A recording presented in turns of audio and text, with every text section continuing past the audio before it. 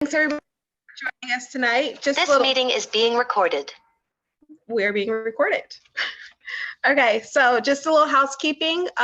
This is a webinar, so if you have any questions while we are doing the webinar, if you would just put it in the question and answer chat box at the bottom, and Jasmine or I will track those and ask the panelists as we go along.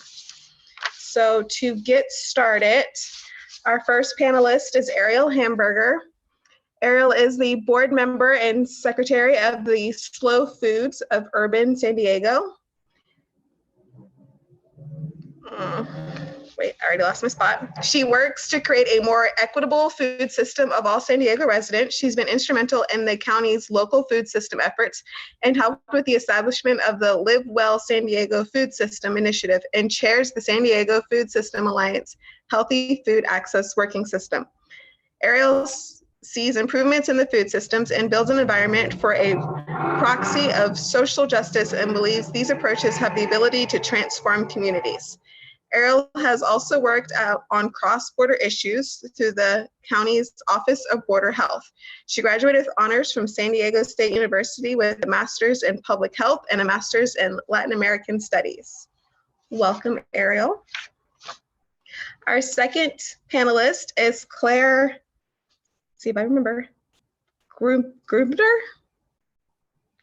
Close enough.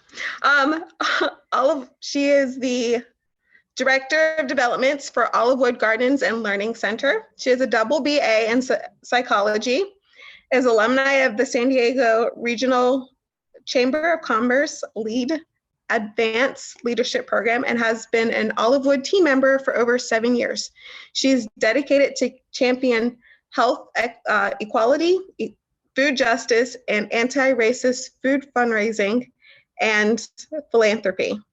That was a mouthful.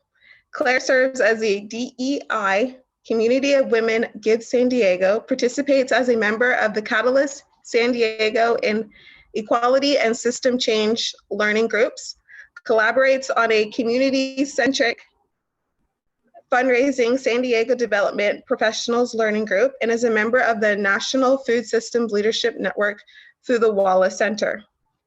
Claire oversees and leads Olivewood's fund development and marketing programs, supports program development and evaluations, develops community relations, supports community advocacy, and represents Olivewood in the San Diego Food System Alliance Stewart meeting. She was selected as the 2021 40 Under 40 in the San Diego Metro. And our third panelist is Ellie Brown.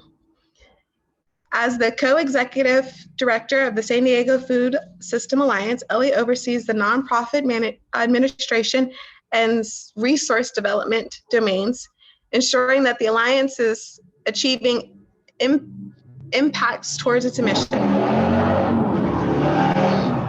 Sorry for the background noise, guys. I live downtown.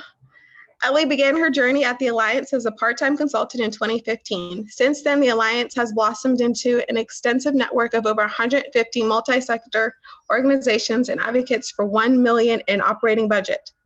Ellie is a first-generation American, having spent the majority of her life in San Diego and Japan. Ellie enjoys the ability to contribute her business and consulting skills set to a cause she loves, food and community. After receiving her undergraduate degree from UC Berkeley, Ellie began her career in the private sector in finance services and management consulting companies in Japan. Focusing on social entrepreneurship and finance at Duke's MBA program inspired Ellie to commit to a career addressing complex societal issues. Ellie is passionate about network movements and social change, working together to create a long-lasting change in our society. Prior to joining the Alliance, Ellie worked in nonprofits consulting at Root Cause and as an independent advisor to nonprofits, social entrepreneurs, and foundations on building organizational capacities and maximizing communities throughout collaborations. So ladies, I would like to thank you for being here tonight. And we are going to get straight to the issues of, could you describe your current work with food insecurity? Anyone Want me can to start. kick it off? Sure. Sure. So thanks, Peggy, and everyone for attending. I am an outgoing board member of Slow Food Urban San Diego, but I'm also a community health program specialist with the County of San Diego in our chronic disease and health equity unit. So I might oscillate between hats tonight. But in terms of what we do, well, first I might reframe it a little bit too, because I think Ellie and Claire will appreciate this. I think the three of us, we work quite a bit together in the food system world in San Diego. It's a big but small and interwoven space. And instead of food insecurity, we tend to really prefer other terms that might be new to folks this evening. So I would say we tend towards nutrition insecurity because we're really not just interested in people having access to food, but people having access to good quality food that nourishes them, makes them healthy, makes them well. And then we also are oftentimes really focused more on food sovereignty and making sure that people are able to access and grow their own food if they so desire, and food that is, culturally resonant with them. So those are just a couple of terms that I think are important to throw out because we will probably reference them quite a bit throughout the evening. From Slow Food's perspective, we are a local chapter of an international nonprofit organization that was founded in the 80s in Italy as an antithesis to the fast food movement, hence the name Slow Food. And our vision is really simple. It's good, clean, fair food for all. It's simple in the sense that it's like didactic and easy to say. It's not simple in what we're looking to achieve. Because when we break that down and we talk about good, clean, fair food for all, we're really talking about not only the quality and nutrition of the food, but also how we're treating our workers, how we're treating our earth, how we're treating our animals, and also maybe like taking away that term of our because it's so extractive and ownership based and more seeing the world as a symbiotic space.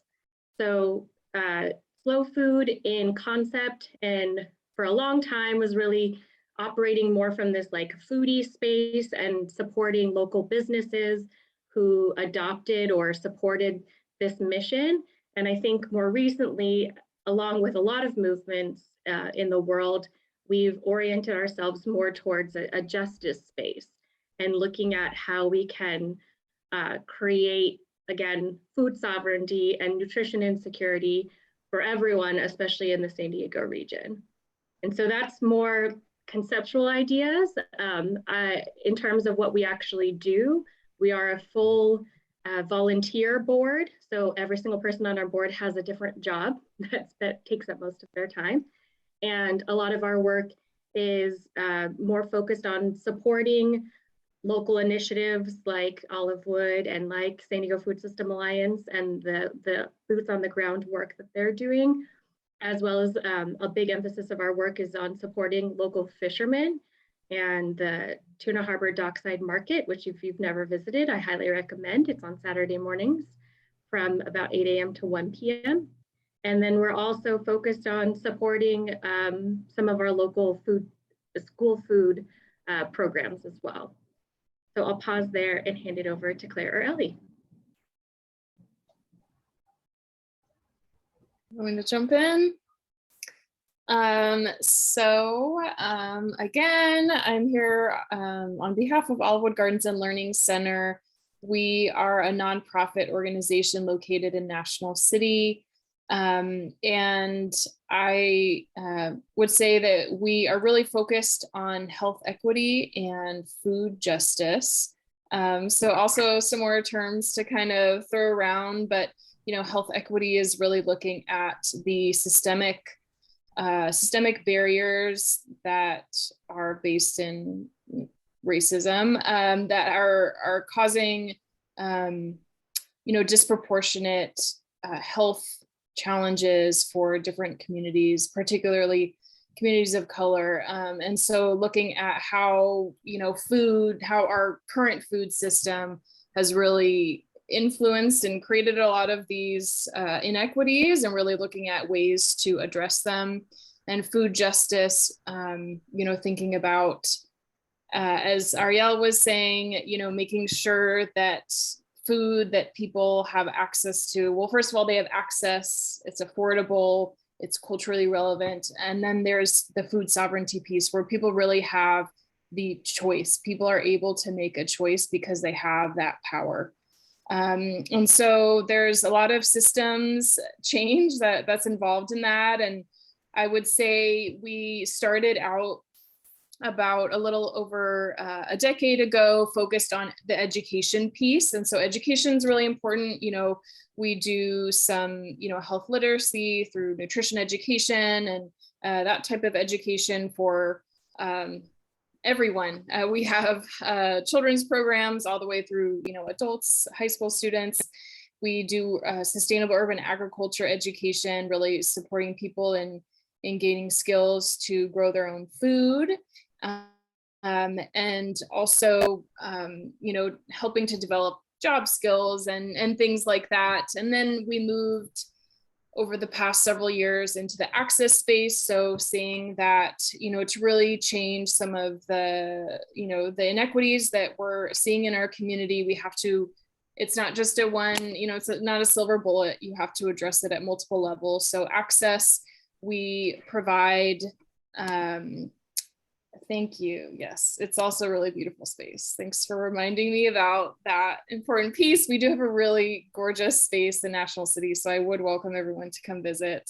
And at that wonderful space, we do grow food, and we grow it for our programs, and we also grow it for our community. So we partner with an organization through San Diego State University called Brightside Produce to offer olive wood grown fruits and veggies and herbs at local corner stores. We grow food for our local national school district. And then we also typically have a produce stand that's donation based, so folks can kind of self-select and, really have access to locally grown food, and but that there's no barrier to that. And then there's the advocacy pillar. So education, access, advocacy. Advocacy includes supporting our community and developing leadership skills and developing confidence to address city council, to address the school boards, to really engage with policy decisions, policy makers, and then really supporting different types of food related policy and advocacy efforts that I can share more about as we continue the conversation. But I'd say those three pillars, everything food, really, towards the goal that our community is in charge of their own food, that there's no one making that decision for them. I'll pass it off to Ellie. Oh, well, thank you guys. That was a great reframing. This conversation so elevated already now. So thank you both. And I want to talk a little bit about the San Diego Food System Alliance, because I sort of consider ourselves as, I don't know, we used to call ourselves the scaffolding or something that really kind of brings this beautiful ecosystem together, or that's doing work on food issues from seed to soil. And really, I think food system, our issue is a food system and creating a more sustainable, just food system in San Diego County. And when we talk about a food system, like in the most simplest sense, it's a set of relationships, that need to be reimagined. But it's a set of relationships that move resources from farm or ocean to plate and back into the soil. And maybe that's not the right way. Maybe even resources is the extractive word, Ariel, but that's basically what it comes down to is the set of relationships. And it's very much influenced by our economic system, which obviously is supported through public policy, what you all care about. So really it's a very systemic issue. It's a structural issue. And the Alliance San Diego Food System Alliance, we are a network of organizations and advocates in here in San Diego. And our network right now consists of nonprofits, organizers from different neighborhoods across San Diego County that are food insecure, food and farm worker communities, farmers, fishermen, food business communities, and folks kind of working on the inside and in public agencies like Ariel. And we're really intentional now about creating a very diverse and inclusive network, and to create a long-lasting movement towards this sustainable just food system in our region. So when it comes to creating a diverse and inclusive network, we have taken a pretty deliberate, intentional approach with JEDI, and Ariel's part of the JEDI committee, has been, but it just requires a lot of thoughtfulness in centering communities and making sure that we are creating inclusive spaces and inclusive ways for engagement, eliminating barriers. Ongoing learning process. It's a journey, but that's our approach. And recently, the Alliance went through a 2-year kind of listening process, deep listening process, engaging with over 300 organizations across sectors and over 3,000 individuals. Majority of those individuals were from communities that we would consider most marginalized by the dominant industrialized food system, low-income communities of color, food and farm worker communities, small businesses in the food system. And the result of the engagement, the 2-year engagement, was the development of San Diego County Food Vision 2030. So I'm going to put the link on the chat box here, but essentially this Food Vision 2030, we're positioning it to be a decade-long plan and movement, and to create a more sustainable just food system in San Diego County that really everyone can get behind. It's supposed to be very ambitious because it's supposed to offer a place for everybody to belong. And so what it is 3 goals: racial justice, fight climate change, and build resilience. And under 3 goals, there's 10 objectives that are associated with Food Vision 2030. And we started this planning process with the high-level goals in mind. Initially, it was racial justice and climate change, and the most pressing social issues of our time. And because of the pandemic, we added a 3rd goal, resiliency, because what we noticed with the food system and the disruptions in it. And I want to talk about the 3 goals just when I talk about the issues of the food system, because I think it paints a picture on what's wrong with the food system today. So the racial justice, cultivate justice goal, we elevated this because access to resources connected to our food system are really divided along racial lines, whether it's access to healthy food, like Claire talked about, capital, land, business ownership, housing, due to history and continued racialized practices. And secondly, climate change. So, really the truth is our industrialized food system, by our unhealthy economic system, is the biggest culprit to climate change, around up to 35% right now, the UN says, contributing to global greenhouse gases from deforestation, industrialized agriculture, distribution, waste. And so, but really on the flip side, the most impactful solution to climate change is building a more localized food system that regenerates and recirculates resources. It's the most natural way to go. When we think about sustainability, we go to the farmer's market, we do composting. So it's very much within our control. And it's quite one of the most impactful solutions around climate change. And thirdly, building resilience. So the pandemic has really shaken up this food system that is just not nimble and agile enough. And we have small scale food producers in this region, farmers and fishermen, and small food businesses that we could really be supporting to make sure that they are viable and they're part of the regional fabric, the local economy.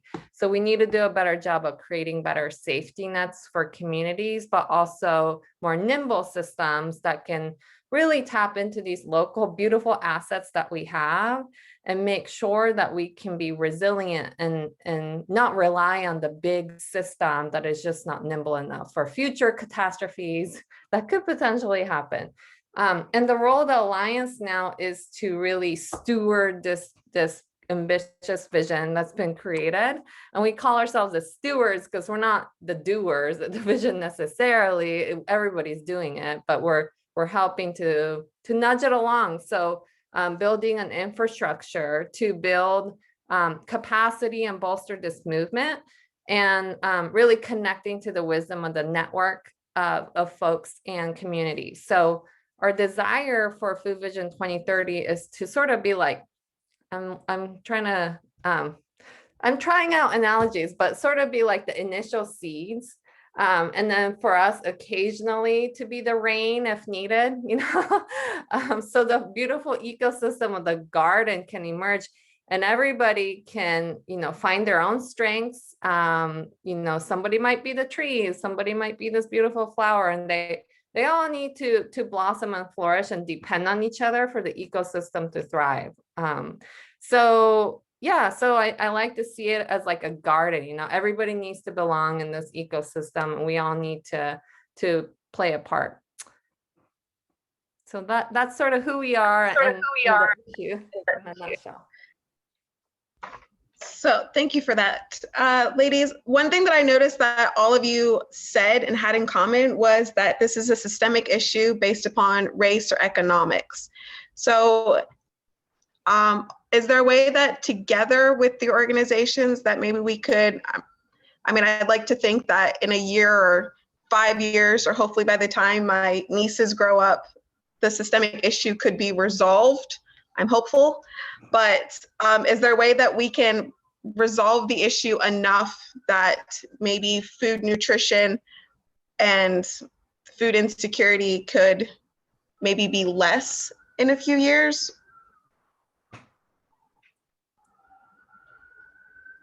Who wants to take that one? Maybe I feel like Ariel and Ellie, you have more of the policy side. Maybe that's a good. Well, I think when we talk about systems, it's not just about the policies changing, but also the people in the position of power to make those choices. And it's deep roots, as we continue on these analogies that Ellie's beautifully laid out.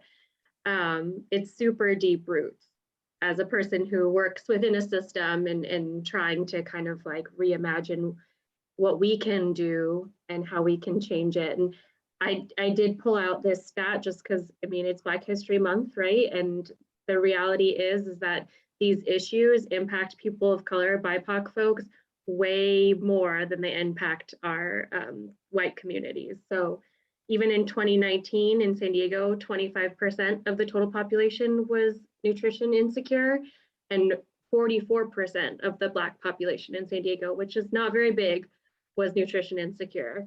So I think that goes back to the issue really being tied to a system, and a system, exactly like Claire said, that's built on racism. So how do we, and again, to Ellie's point too, with them cultivating justice to being the #1 goal of the San Diego Food Vision, I think that's what needs to be front and center. And we know that operating in the capitalist economy that we're in, that means creating economic equity, that means redistribution of wealth, that means, a lot of these things that are going to be pretty uncomfortable for us to shift and to change. But I think that's the only way that we're going to see true improvements and differences for your nieces and nephews and all of our future generations.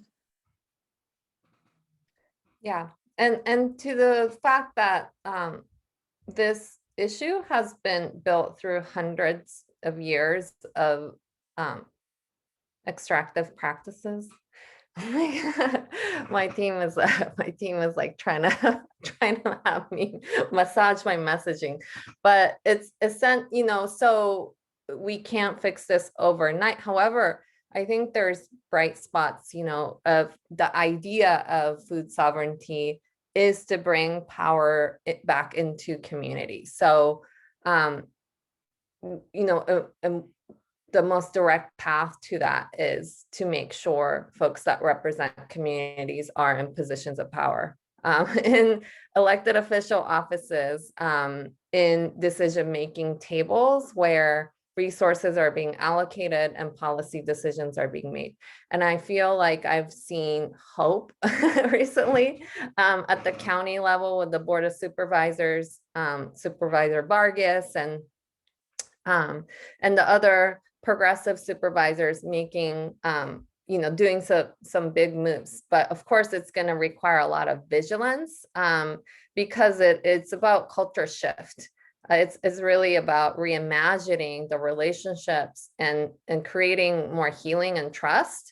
So that culture shift work requires us all to be vigilant and to really shift the dynamics wherever possible, like, Ariel on the inside, Claire working in the community.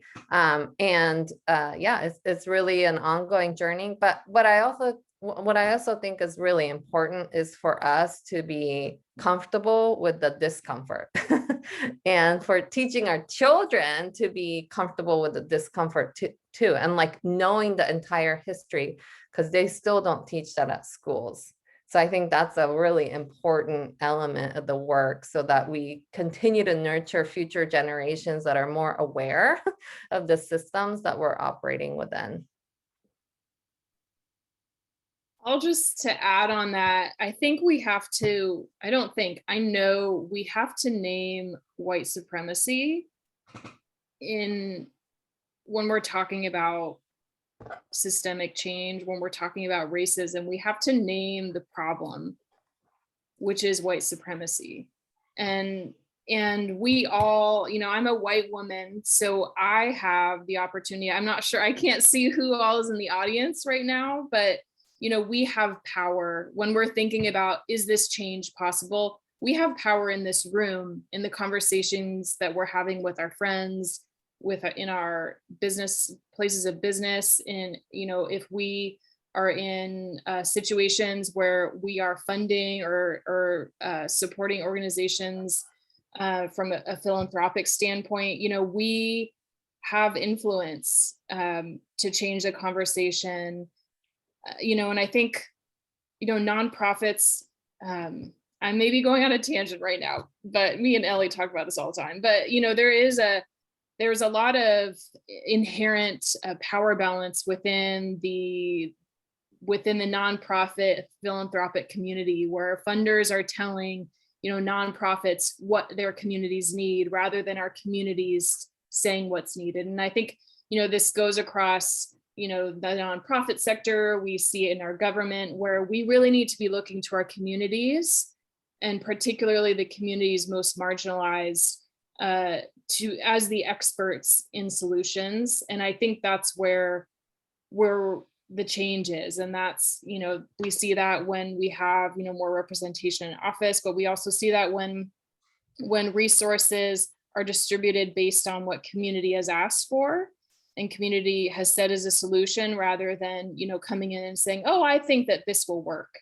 Or, kind of Band-Aid solutions, rather than addressing the systems. So maybe a tangent, but everything is so interconnected in this conversation. We can't have a conversation about food access and food justice and nutrition security without having a conversation about,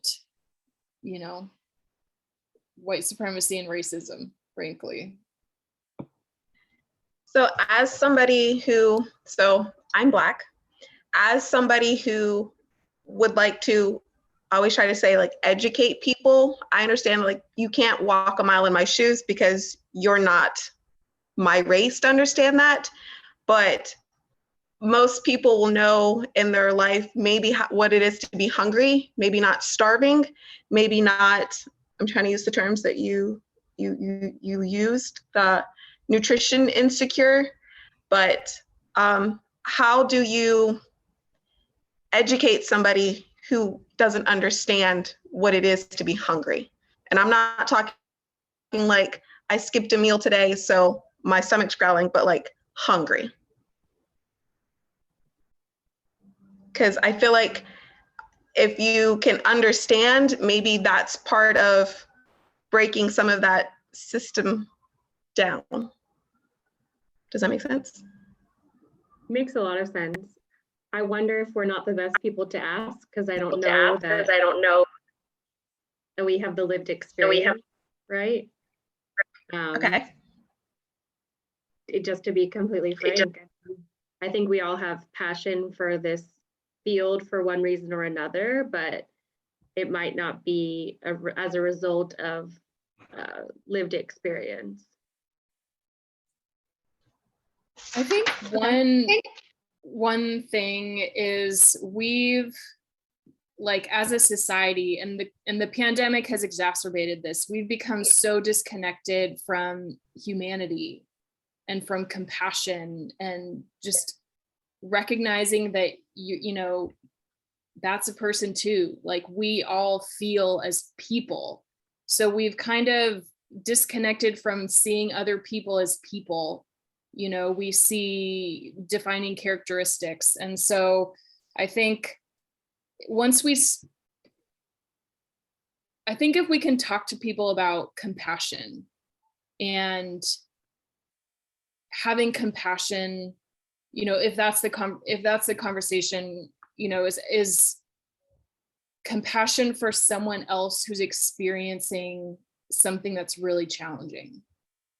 And we can all understand that because we've experienced something challenging, whether it's, you know, being really hungry, or whether it's, you know, having a bad day at work, or whatever it is. And we want someone, you know, we have a loved one who says, wow, that's horrible. You know, how can I support you? What can I do for you? And so if we can, you know, I know it's important to talk about like the big issues, but we also have to be able to, kind of like you say, we have to be able to narrow back in on the individual and like just seeing people as other people. So being able to also bring in that piece. I don't know if it's the answer, but you know, getting back to what Ellie said, there's a culture shift that has to happen. And if we can do that in our own spaces and really bring back, you know, there's sympathy where you're like, oh, that's too bad, you know, so sorry for you. And there's empathy where you really feel, you know, what that other person's feeling. And compassion is care alongside empathy, is actually really caring what someone is experiencing. So I think just being people, you know. And I think there's something to that, sorry, Peggy, but the systems are also built by people. So even though we're over here like saying this is a huge issue and it's systemic and there's, you know, like we don't really know where to start, like the shifts are going to take a lot of work and it's hard and it's going to be grueling. The systems are also built by people. And so if we can just shift the power dynamics, which is literally just power in numbers, more people wanting the system to function differently, it can. And I think that goes back to Claire's point of like having compassion for one another and wanting a system that is better for everyone, you know. And if it's better for my neighbor, it's definitely going to be better for me as well. And recognizing that, right? Like improving the system for someone else is going to improve the system for everyone.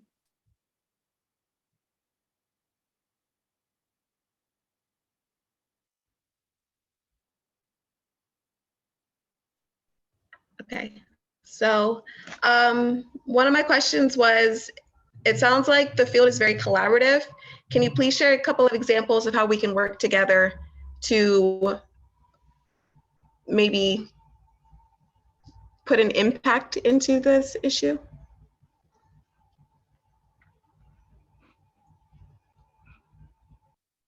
Check out Food Vision 2030 first and foremost. And it kind of goes, I see there's a question from Natalia in the Q&A of what would you recommend to someone that wants to get involved to help make a difference? What would be the initial 3 steps to follow? So that would be my first step. If you don't know anything about the San Diego food system and you want to learn more about what the issues are, and then I'll hand it over to Ellie because I don't want to speak on behalf of that vision. No, you can always speak on behalf of the vision, Ariel. You have my permission. Well, we're launching a membership program around this Food Vision 2030 this April. And, you know, Olivewood and the county are members, but we also open to individual members as well. For advocates to get involved. You can become engaged in our policy campaigns and our various different educational programming that'll be happening to learn more about food system issues. And we'll be working on a policy platform. Around the same time, we'll be launching the policy campaigns when the membership program launches. So most likely one of the priorities that we'll be working on will be public land use for urban agriculture use, so that folks can really participate in food sovereignty and can take back control of the land. A lot of the land that public entities own. And another volunteer opportunity is many of our network partners have volunteer programs, food banks, gleaning groups, school gardens. So there's a lot of opportunities to get involved in programs and projects. And lastly, individually, we can really take a lot of action to improve the food system. So really getting to know your local food sources, the farmers, fishermen, wasting less food. We waste 40% of the food that we produce in this country. Is very inefficient. And you can also start growing things by yourself to really see things come to life. Because when you start growing food, then that's when you realize how much work it is. And you're not going to waste very much when you start growing your own food. So those are kind of some 3 different levels of ways that you can get engaged. Are you done, Ellie? Yes, I'm done. Okay, cool. I don't want to step on you. But to get back to your question too, Peggy, about collaboration, I think the Food Vision 2030 Stewardship Committee, you know, that's in the food system, San Diego Food System Alliance umbrella. There's so much collaboration that's happening within that. And as Ellie mentioned, just the development of the food vision, you know, Olivewood was one of several different organizations that worked alongside the Food System Alliance to reach out to our community to really get a lot of input and feedback on the development of the food vision. And there were, how many specific organizations did you partner with on that, Elliot, that were really community specific? Oh, like we had about 13 community partners doing engagement in various different communities. And those were to make sure that communities that have been, you know, most impacted by, you know, food system inequities were, you know, had voices in the making of the food vision. So that's a really cool collaborative effort. Another thing that Olivewood is involved with, and I kind of mentioned our partnership with Brightside Produce. They're an organization that works, that's through SDSU, and they have student interns who, or students who kind of run the program, and they aggregate produce from different organizations. They're really trying to, you know, incorporate more local food, and that goes to corner stores. And so they help to kind of decrease the barrier of entry for corner stores in neighborhoods that are what historically has been called food deserts, but we would encourage the term food apartheid which addresses, the kind of systemic reasons for neighborhoods to not have easy access to food. And so increases, access to food in communities, and then, local food as well. And so that's a cool collaboration that we're working on. And then we're a fiscal sponsor for a smaller nonprofit that runs a local community garden. So there are lots of cool ways, and that's just us, but across the food system, I know Ellie and Ariel can share more cool collaboration examples. Well, I mean, even just building off that, we also work closely with Brightside and actually have one of their folks on our staff to help support their operations. So it just goes to show, like we said at the beginning, the food system is massive, and that's also what I put in the chat to you, Natalia. There are so many different facets and segments of the food system, but depending on your personal interest, which I think will make you most excited about the work, we can definitely give recommendations of how to plug in.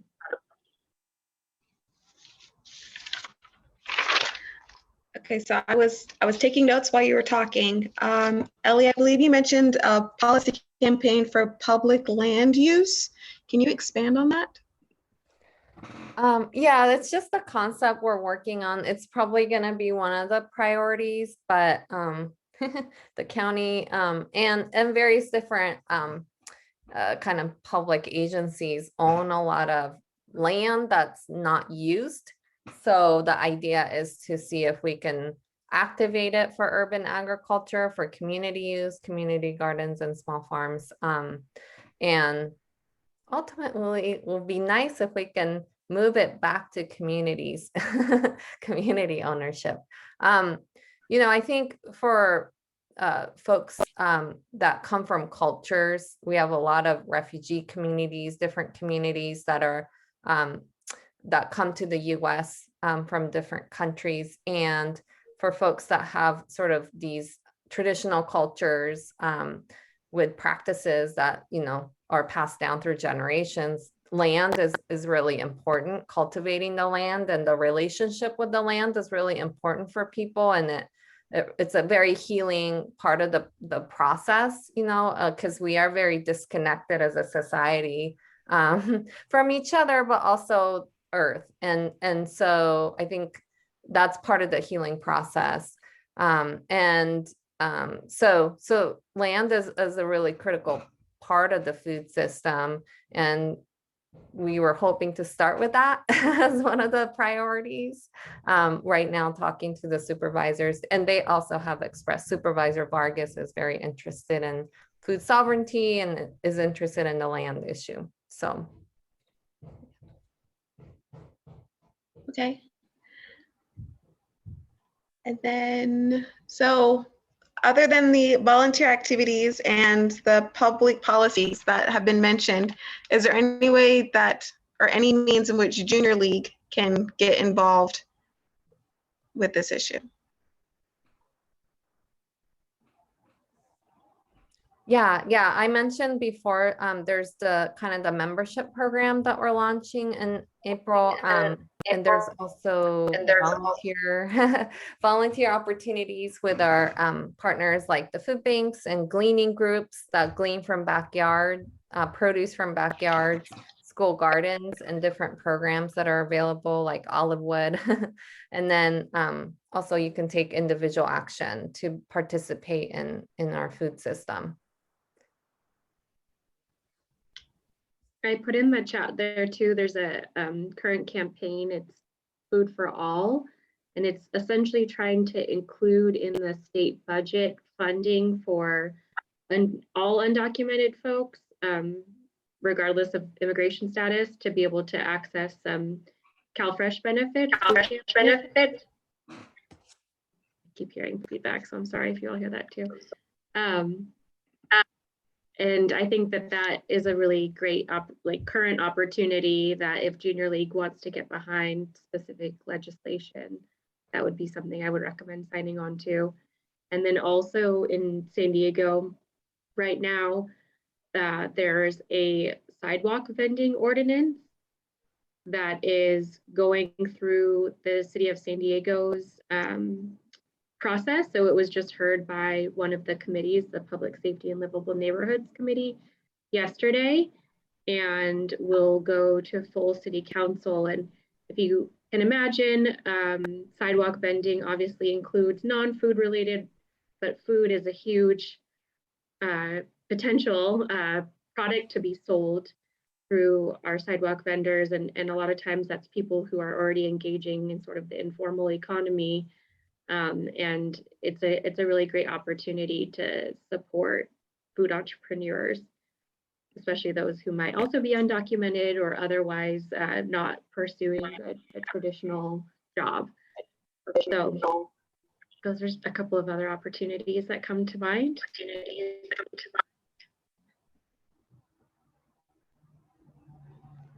I think, yeah, Ellie and Ariel probably are the best to cover some of the policy stuff. But a lot of times food related policy can kind of get bumped up underneath climate action related activities. So like the San Diego Climate Action Plan that's in review right now. I think there's still some time to get comments in. Am I true? Am I right or am I wrong? It's being updated. So we're still operating under the 2018 Climate Action Plan. And we're in the process of updating it, yes. Okay, cool. So that, sometimes those are places where action and advocacy can happen. Volunteerism, Olivewood's always looking for wonderful volunteers for, for group volunteer opportunities, as well as, individuals who have interest in things like, volunteering for programs. We have a field trip program, so we're always looking for folks to support that. We're actually currently looking for volunteers to support our new school-based program, which is working in National School District at the 10 district schools, and we're providing environmental education to grade TK through 6, and we're working all day, every day. We're hustling, and so we're looking for volunteers to support that program as well, in particular. So volunteering is a really great way. It's also a great way to get connected, within the food, the food community, and to really start getting active with, hands in the dirt or in the kitchen, but building those connections. And I think building community is a really important part too of improving our food system. Is reconnecting with each other. Yeah, Project New Village is a great one. Okay. Reading through one of the questions that was in the chat, that would any of the panelists know the percentage increase of food? I'm assuming, Natalia, can you write in the chat what you mean by that exactly?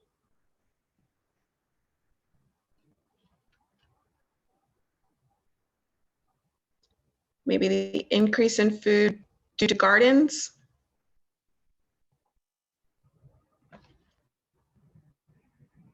Oh, prices that have raised in the past year as it impacts families in San Diego. Yeah, and we're not even really feeling the impacts of that quite.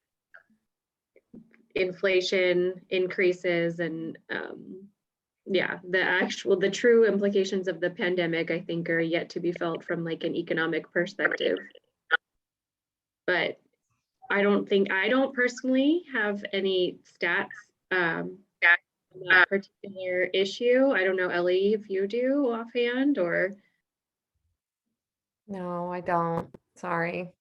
Offhand. But it's a real issue, that's for sure. And it goes to show how much more important, especially in a place like San Diego where we have sunshine, 300 days of the year, how important it is for us to be able to grow our own food and have spaces to grow our own food, right? To Ellie's point in terms of trying to create land access.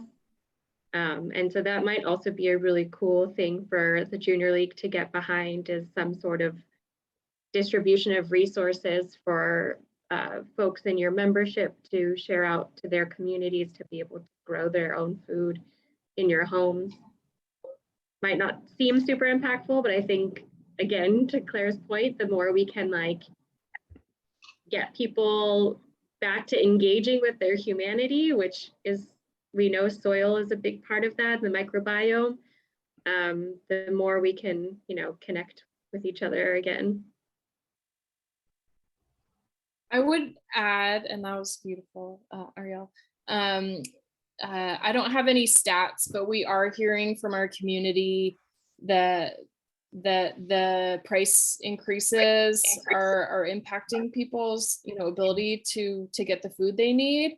And that's also happening alongside a decrease in you know, state and federal resources to, you know, kind of at the height of the pandemic, there was a lot of resources coming towards families to support, you know, a lot of rental assistance and stimulus checks and things like that really helped, you know, moratorium on evictions. And now a lot of those things are starting to slowly disappear. And so we're finding that it's kind of like a double whammy of some of that support being taken away at the same time that prices are increasing, you know, alongside housing kind of skyrocketing as well. I know we're all experiencing that. So one last question that I have, just because I like to end things on a more personal note. If you could have a personal goal for nutrition security, what would your personal goal be?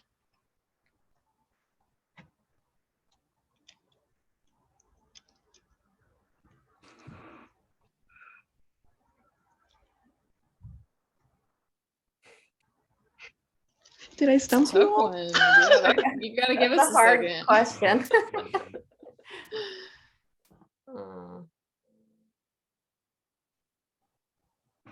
Question. Well, I'll give you my personal goal. I don't know if it's related to nutrition security. Maybe it is, because everything I do is all interconnected. But I'm trying to step into more braver, authentic places.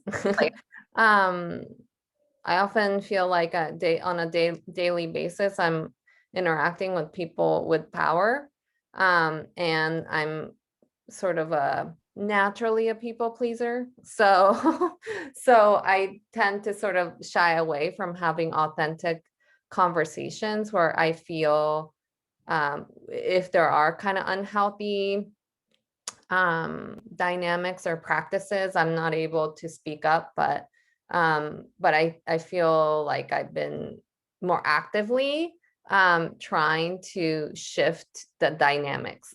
So we are creating a more equitable and just society. You know, just one person interaction at a time, whatever shifts that makes. I'm trying to do that in a more tactful way. I'm trying to be more authentic to myself when I do that. So yeah, that's sort of my personal goal is try to do that even better this year. Even better. The human interaction. Okay. I would echo, I mean, Ellie said it so eloquently, and we have lots of conversations on that topic, particularly lately. So I would say that from like a kind of big picture power moving perspective that ultimately will, you know, impact nutrition security. But then from like a really specific perspective, the county recently approved the micro enterprise home kitchens operations program here in San Diego County, and the San Diego Food System Alliance and membership and kitchenistas who are in Olivewood's community, all were really big advocates for the program. And there are some ladies in our community who are interested in starting these. And so from like a small scale, you know, I really want to make sure that for our community, that program is really successful. And so, you know, doing whatever it takes, if it's trainings, if it's finding resources, if it's helping to fill out applications. And that's really an opportunity for people to create like home restaurants. They could be takeout restaurants, they could be, you know, people come and eat, but it's really an opportunity for people who, you know, maybe have been excluded from those types of opportunities to, you know, offer locally, you know, locally prepared small business, culturally relevant foods right in their communities. And so that's a really exciting thing that I'm thinking about. That is super exciting. This is definitely a really hard question. And as the two of them were talking, I was like, oh, this, oh, this, oh, this. But what's kind of resonated with me lately is we always talk about like community in this sort of concept as if it exists over here. And again, not as if we're all a part of it. We're all a part of it. I want to like bring that back to myself and these kind of working in other spaces. What can I do as like a neighbor, as a member of where I personally live, to ensure that everyone around me also feels safe and secure and has access to food and the things that bring them nourishment, and also, like to Ellie's point, like say hi to them every day and not put my head down when I'm walking past them. You know what I mean? So localizing that for myself and my my actual neighbors, I think is a goal that is probably very achievable too. So hold me to it. Okay. We have another question that says, is Olive Woods Garden open for live tours? Yes, it is. And actually we have what's called quarterly lunch and learn with our wonderful executive director. And we have our first in-person one coming up on it's Friday, March 11th, and it's from 12 to 1:30, and it's like a bring your own lunch. We'll have some hummus and veggies for you to munch on, but we'll do a tour of the gardens and then kind of a sit down Q&A and time to hang. And then we're hoping to restart monthly weekend tours, which we did pre-pandemic and are slowly trying to get up and running. But we're also open to scheduling private tours if there's a big enough group to schedule something like that. You know, we'd love to chat about that too. We love having people back at the gardens, so please visit.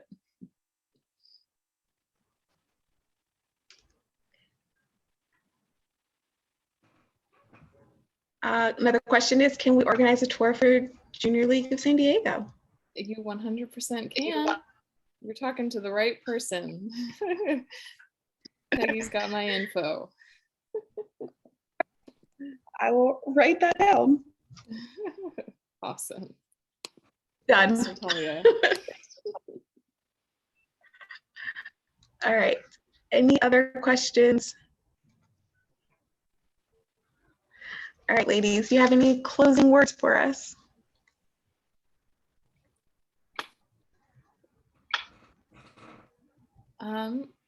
I would just say thank you for inviting us to this space. I hope it was what you needed it to be. I know it's we maybe threw a lot of maybe heavy at you, but it's important. And I think looking at both the systems and the really personal level is really important, especially as we kind of figure out what this next phase looks like for our world. I think that connection and, you know, building community and connecting with our neighbors is going to be really important. So thank you all for having us. And we're, of course, or I don't want to speak for you two, but happy to answer any follow-up questions. I can pop my email in the chat. We love to have you involved in the food justice world in San Diego. Yeah, thank you for me. I'm inspired every single day by this issue and the people I meet that's working hard around food justice. And I truly believe that it is one of the most impactful levers for transforming our society. So really encourage you to get involved. Really excited that you are interested in this issue. and I hope that you're able to kind of see a different side of the issues of food outside of sort of the traditional way of looking at food access, and that you will get involved in this movement. Thank you. And echo all of that. Thank you so much. And I'm currently reading Braiding Sweetgrass, which I bet both Claire and Ellie have read or picked up over the years. And if you haven't, I highly, highly recommend it. But I was reading a chapter last night. It's by this woman who's both an ethnobotanist and she's Indigenous, and she's relearning her Indigenous language and talking about how the difficulties between English and her Indigenous language, because all of the nouns that have life are words in our verbs. So like a flower, we wouldn't refer to it as an object, you'd refer to it as this living thing. So it's a verb as opposed to a noun. And I just want to take that with me, and I hope that we can all take that with us as we think about the food system and everything involved in it. Almost all of it is living, right? And the only way we can continue to sustain it is if we're all take the time to think about this most prolific thing in our lives and how we can make choices to really contribute to a more sustainable, healthy, nutritious, beautiful food system. So thank you all. Thank you for being with us, ladies. And I wrote down all those new terms that you gave me because I am super passionate about this cause. I grew up in Pennsylvania where it's all farmland. So I'm always shocked when people, I guess, because I grew up with it, don't know how to farm, because that was like second nature to me. So I appreciate all of the knowledge that you were able to give us tonight, and thank you for attending. Thank you. Thank you so much. It was great to meet you, Peggy. Have a Thank you, ladies. Bye. Bye.